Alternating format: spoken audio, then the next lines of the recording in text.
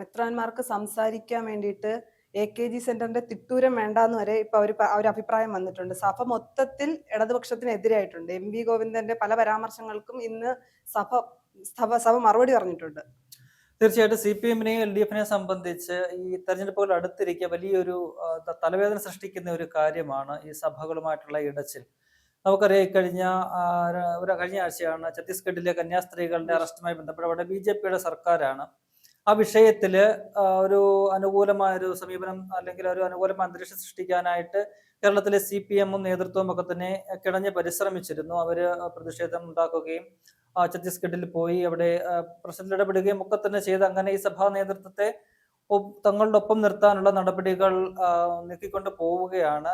നമുക്കറിയാം, കേരളത്തെ സംബന്ധിച്ച് ഈ BJP, CPM ഈ രണ്ടു പാർട്ടികൾക്കും അങ്ങനെ വളരെ പെട്ടെന്ന് കയറി ചെല്ലാൻ കഴിയാത്ത ഒരു വിഭാഗമാണ് ഈ ക്രൈസ്തവ സമൂഹം എന്ന് പറയുന്നത്. അവർ പരമ്പരാഗതമായിട്ട് UDF അല്ലെങ്കിൽ കോൺഗ്രസിനെ മാത്രം പിന്തുണച്ചു പോകുന്നതാണ്. ഇടക്കാലത്ത് ചില പ്രശ്നങ്ങളൊക്കെ വന്നിട്ടുണ്ടെങ്കിൽ പോലും അവർ കാര്യമായിട്ട് ഈ UDF-നെ വിട്ടു പോകുന്ന ഒരു സാഹചര്യം സ്വീകരിച്ചിട്ടില്ല. അപ്പോഴാണ് ഈ രണ്ടു പേർക്കും ഇവരുമായിട്ടുള്ള ബന്ധം ഊട്ടിയുറപ്പിക്കേണ്ടതിന്റെ ഒരു ആവശ്യകതയുണ്ട്. തെരഞ്ഞെടുപ്പുകളിൽ അവർക്ക് ജയിക്കണമെങ്കിൽ സ്വാഭാവികമായിട്ടും LDF ഇപ്പോൾ മൂന്നാമത്തെ ഒരു ഭരണം എന്ന ഒരു ലക്ഷ്യവുമായിട്ട് മുന്നോട്ട് പോകുമ്പോൾ മറ്റു സമുദായങ്ങളുടെ ഒപ്പം തന്നെ ക്രൈസ്തവ സമൂഹത്തെയും കൂടെ നിർത്തേണ്ട ഒരു ബാധ്യത അവർക്കുണ്ട്. അത് ആവശ്യകതയാണ് അവരുടേത്. അപ്പോൾ ഈ രണ്ടു പാർട്ടികളും അതിനായിട്ട് കിണഞ്ഞ് പരിശ്രമിച്ചുകൊണ്ടിരിക്കുകയാണ്, BJP-യും ഈ പറയുന്ന CPM-ഉം. അതിനിടയിലാണ് ഈ പറയുന്ന രീതിയിലുള്ള ചില പ്രശ്നങ്ങൾ. BJP-യുടെ വഴി ഏതാണ്ട് കേരളത്തിൽ അടഞ്ഞു കഴിഞ്ഞ ഛത്തീസ്ഗഡിലെ പിന്നെ അതിന് പിന്നാലെ ബീഹാറിലെ ഒഡീഷയിലൊക്കെ നടക്കുന്ന ക്രൈസ്തവർക്കെതിരായ അതിക്രമങ്ങൾ, ക്രൈസ്തവ വേട്ടയുടെ പശ്ചാത്തലത്തിൽ കേരളത്തിലെ ക്രൈസ്തവ സമൂഹം അവരുടെ തനിനിറം മനസ്സിലാക്കി കഴിഞ്ഞിട്ടുണ്ട്. അപ്പോൾ BJP ഇനിയിപ്പോൾ എന്തെങ്കിലുമൊക്കെ ഡ്രാമ കാണിച്ചാലും ക്രൈസ്തവ സമൂഹവുമായിട്ട് അടുക്കാൻ കഴിയും, അല്ലെങ്കിൽ സഭാ നേതൃത്വമായിട്ട് ഇനിയൊരു അനുരഞ്ജനം സാധ്യമാണോ എന്ന ചോദ്യം അവശേഷിക്കുന്നുണ്ട്. സഭാ നേതൃത്വം എന്തെങ്കിലും തരത്തിലൊരു അവരുമായിട്ടൊരു കൊടുക്കൽ വാങ്ങൽ അല്ലെങ്കിൽ അനുരഞ്ജനത്തിലേക്ക് പോയാലും അണികളുണ്ടല്ലോ, ക്രൈസ്തവ വിശ്വാസികൾ, അവരാണല്ലോ വോട്ട് ചെയ്യുന്നത്. സഭാ നേതൃത്വം പറഞ്ഞാൽ പോയി അതേപോലെ വോട്ട് കുത്തുന്നവരല്ല ക്രൈസ്തവ സമൂഹം എന്ന് പറയുന്നത്. ക്രൈസ്തവ സമൂഹം സ്വീകരിക്കുന്ന നിലപാട്, അവിടെ ആരാണ് യഥാർത്ഥ തങ്ങൾക്ക് അനുകൂലമായ നിലപാട്, വെള്ളം ചേർക്കാത്ത നിലപാട് സ്വീകരിച്ചത് എന്നത് അവർക്ക് വ്യക്തമാണ്. അത് കോൺഗ്രസ് നേതൃത്വം നൽകുന്ന കേരളത്തിലെ UDF-ഉം ഒക്കെ തന്നെ ആയിരുന്നു. അപ്പോൾ CPM-നെ സംബന്ധിച്ച് ഇപ്പോൾ ആ വിഷയം ഉന്നയിച്ചുകൊണ്ടാണ് കേരളത്തിലെ സംസ്ഥാന സെക്രട്ടറി MV ഗോവിന്ദൻ കഴിഞ്ഞ ദിവസം തലശ്ശേരി അതിരൂപതയിലെ ബിഷപ്പ് മാർ ജോസഫ് പംപ്ലാനിക്കെതിരെ വളരെ ഗുരുതരമായ ചില പരാമർശങ്ങൾ നടത്തിയത്. അതിന്റെ അടിസ്ഥാനം എന്ന് പറയുന്നത് ക്രൈസ്തവരെ കന്യാസ്ത്രീകളെ ഛത്തീസ്ഗഡിൽ ഉൾപ്പെടെ അറസ്റ്റ് ചെയ്ത സമയത്ത് പാംപ്ലാനി പിതാവ് ഉൾപ്പെടെയുള്ളവര് BJP സർക്കാരിനെതിരെ രംഗത്ത് വന്നു. വലിയ രീതിയിലുള്ള പ്രതിഷേധം അല്ലെങ്കിൽ അവരുടെ പ്രതികരണങ്ങളൊക്കെ ആ വാക്കുകൾ നമ്മൾ കണ്ടതാണ്. പിന്നീട് എന്താണ് സംഭവിച്ചത്? ജാമ്യം കിട്ടിക്കഴിഞ്ഞപ്പോൾ അദ്ദേഹം അവർക്ക് അനുകൂലമായിട്ട് അമിത്ഷായുടെ ഒരു ഇടപെടലുണ്ടായി, ഞങ്ങളുടെ അഭ്യർത്ഥന പ്രകാരം ഇടപെട്ടു, അവരുടെ സഹായം ഉണ്ടായത്, നന്ദി പറയുന്ന ഒരു സാഹചര്യം കണ്ടു. ഇതാണ് MV ഗോവിന്ദനെ ചൊടിപ്പിച്ചത്. അദ്ദേഹം പറയുന്നത് എന്തെങ്കിലും പ്രശ്നം ഉണ്ടാകുമ്പോൾ തെറി പറയും, അതിനുശേഷം അവസരവാദിയാണ്, എന്താണ് അറസ്റ്റ് ചെയ്തപ്പോൾ അവരെ തെറി പറഞ്ഞു, അതിനുശേഷം കേക്കുമായിട്ട് വീണ്ടും വീട്ടിലേക്ക് പോകുകയാണ്.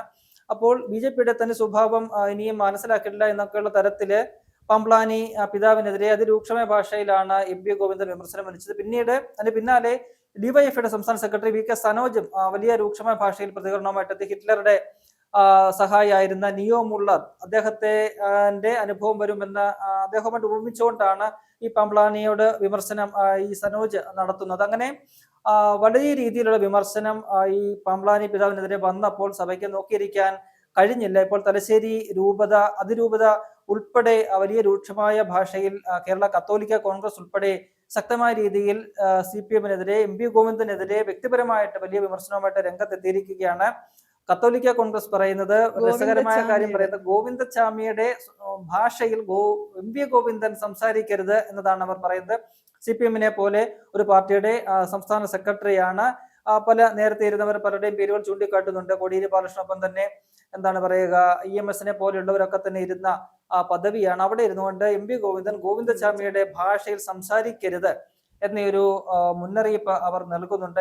അദ്ദേഹത്തിന്റെ ഈ വിമർശനത്തിലുള്ള ശക്തമായ പ്രതിഷേധം കേരള കത്തോലിക്ക കോൺഗ്രസ് വ്യക്തമാക്കുന്നു. സമാനമായ രീതിയിൽ തലശ്ശേരി അതിരൂപത അവരും ഇന്നൊരു പത്രക്കുറിപ്പ് ഇറക്കിയിട്ടുണ്ട്. അതിൽ വലിയ രീതിയിലുള്ള വിമർശനമാണ് MV ഗോവിന്ദനെതിരെ ഉന്നയിക്കുന്നത്. അവർ ചോദിക്കുന്നത് AKG സെന്ററിൽ നിന്ന് തിട്ടൂരം വാങ്ങിയിട്ട് വേണോ മതമേലധ്യക്ഷന്മാർ പ്രവർത്തിക്കേണ്ടത്, അതിനനുസരിച്ച് വേണോ മതമേലധ്യക്ഷന്മാർ പ്രസ്താവനകൾ നടത്തേണ്ടത് എന്ന ചോദ്യമാണ് തലശ്ശേരി രൂപത ഉന്നയിക്കുന്നത്. അപ്പോൾ തന്നെ അത് ആ പ്രസ്താവനയിലാണെന്ന് തോന്നുന്നു. അവർ ചോദിക്കുന്നുണ്ട് CPM-ന് തുടർഭരണം വേണമെന്നുണ്ടെങ്കിൽ അവർ തന്നെ അത് തീരുമാനിക്കട്ടെ, വേണോ എന്ന് അവർ തന്നെ തീരുമാനിക്കട്ടെ. അതൊരു വലിയ സന്ദേശമാണ് കൊടുക്കുന്നത് കേട്ടോ.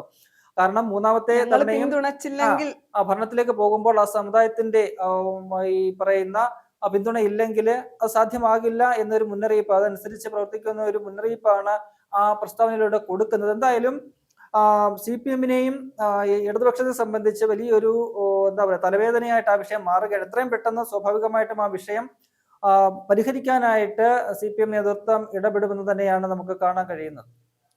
ഇപ്പൊ അതേ സാഹചര്യത്തിൽ തന്നെ മറ്റൊരു വിമർശനം കൂടി വന്നിട്ടുണ്ട്.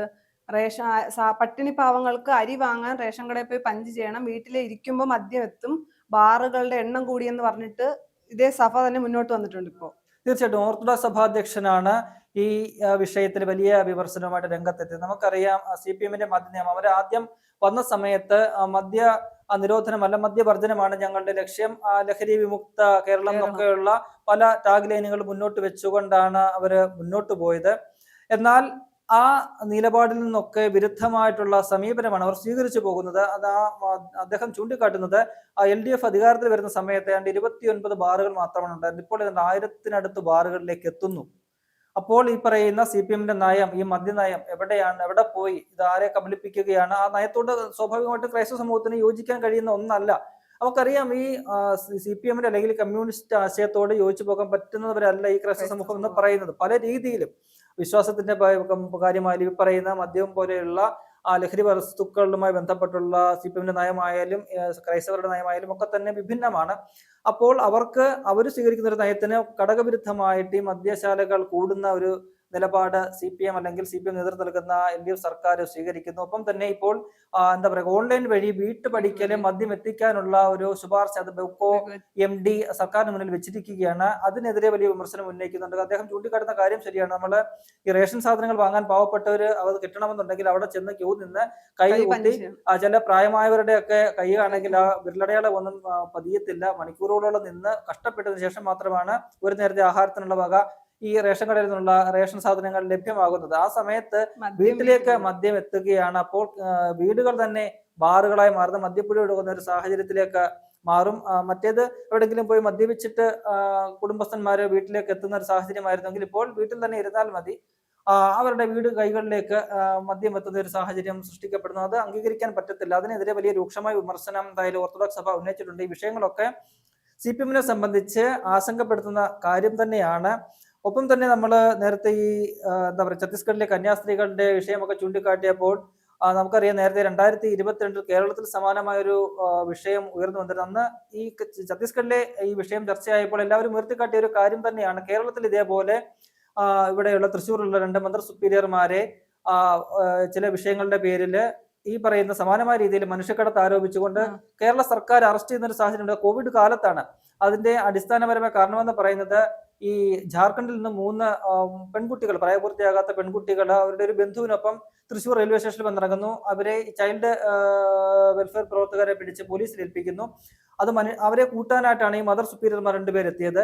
അപ്പോൾ ഇത് മനുഷ്യക്കടത്താണ്, പ്രായപൂർത്തിയാകാത്ത പെൺകുട്ടികളെ കൊണ്ടുവന്നു ബാലവേലയ്ക്ക് കൊണ്ടുവന്നു എന്നൊക്കെ പറഞ്ഞുകൊണ്ട് ഈ സർക്കാരിന്റെ പോലീസ് കേസെടുക്കുകയും ഒക്കെ ചെയ്തു. എന്നാൽ അവർക്ക് വളരെ പെട്ടെന്ന് തന്നെ ജാമ്യം ലഭിച്ചു. പിന്നീട് ഈ കഴിഞ്ഞ ജൂലൈ 31 അതുമായി ബന്ധപ്പെട്ട അഡീഷണൽ കോടതിയുടെ ഒരു വിധി വരുന്നത്. ആ വിധിയിൽ ഇവരെ കുറ്റവിമുക്തരാക്കുന്നുണ്ട്. ഈ പറയുന്ന പ്രോസിക്യൂഷൻ പറഞ്ഞ ഈ മനുഷ്യക്കടത്താണ് അല്ലെങ്കിൽ ബാലവേലയ്ക്ക് കൊണ്ടുവന്നതാണ് എന്നൊക്കെ പറയുന്ന ആരോപണം, അതിനെ സാധൂകരിക്കുന്ന യാതൊരു തെളിവുകളും സമർപ്പിക്കാൻ സാധിച്ചിട്ടില്ല. അതുകൊണ്ട് ഇവർക്കെതിരായ കുറ്റകൃത്യങ്ങൾ ഔദ്യോഗികമായി തന്നെ ഒഴിവാക്കുന്നു എന്ന് പറഞ്ഞുകൊണ്ട് അവരെയൊക്കെ തന്നെ ഈ മദർ സുപ്പീരിയർ ഉൾപ്പെടെയുള്ള എല്ലാവരെയും വെറുതെ വിടുന്ന ഒരു സാഹചര്യം ഉണ്ടായപ്പോൾ ഈ പറയുന്ന മറ്റൊരു സംസ്ഥാനത്ത് ഒരു വിഷയം നടക്കുമ്പോൾ ക്രൈസ്തവ സമൂഹത്തിനൊപ്പം നിൽക്കുന്നു എന്ന് പറയുന്ന കേരളത്തിലെ CPM അവരുടെ ഭരണത്തിന് കീഴിൽ കേരളത്തിൽ സ്വന്തം നാട്ടിലെ എന്താണ് പറയുക കന്യാസ്ത്രീകളുടെ 2 കന്യാസ്ത്രീകളോട് ചെയ്ത സംഭവം എന്താ എന്നത് പൊതുസമൂഹത്തിന് മുന്നിലുണ്ട്. അപ്പോൾ ഇതെല്ലാം തന്നെ ഇപ്പോഴാണ് അത് ചർച്ചയായത്. ആ വിഷയങ്ങളൊക്കെ തന്നെ CPM-ഉം ക്രൈസ്തവ സമൂഹവും തമ്മിലുള്ള ഒരു